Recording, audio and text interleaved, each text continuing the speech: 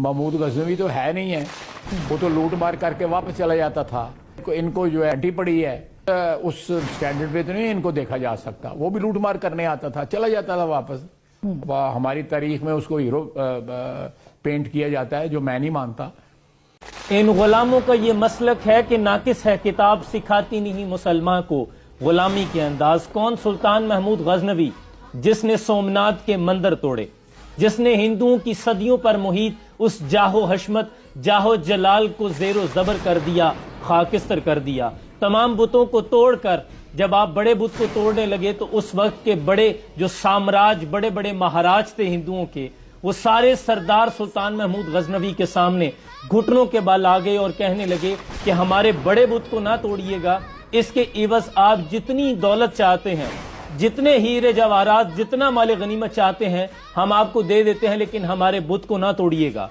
तो जानते हैं सुल्तान महमूद गजनवी ने क्या कहा? आपने फरमाया, मैं चाहता हूं कि तारीख में मुझे बुत शिकन के तौर पे जाना जाए, ना कि बुतगर के तौर पे, बुत फरोश के तौर पे जाना जाए। इसीलिए इकबाल ने कहा कि बुत शिकन उठ गए, बाकी जो रहे बुतगर हैं। था इब्राहिम पिदर और पिसर आजर हैं, बादा या शाम नए बादा नया खुम भी नए, हर में काबा नया बुत भी नए तुम भी नए।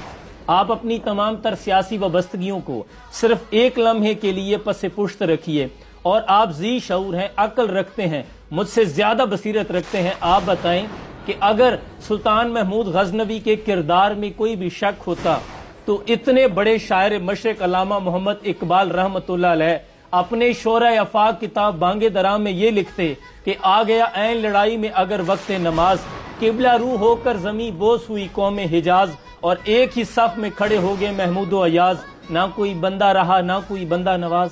अगर सुल्तान महमूद गजनवी का किरदार मुतनाज़ा होता तो हजरत इकबाल अपने कलाम में इतनी मर्तबा महमूद गजनवी का जिक्र ना करते। आप कहते हैं कि ए तलबगार दर्द पहलू, मैं नाज हूं तू नयाज हो जा, मैं गजनवी सोमनाथ दिल का हूं तू सरापे अयाज हो जा। एक और जगह लिखते हैं कि कभी आवारा व बेखान माइश्क, कभी शाह शाह नौशेर माइश्क, कभी मैदान में आता है जर्रा पोश, कभी ओरियानो बेतेगो सना इश्क, और जुमला आलम साजिदो मसजूद इश्क, अकल सोमनाथ रा महमूद इश्क।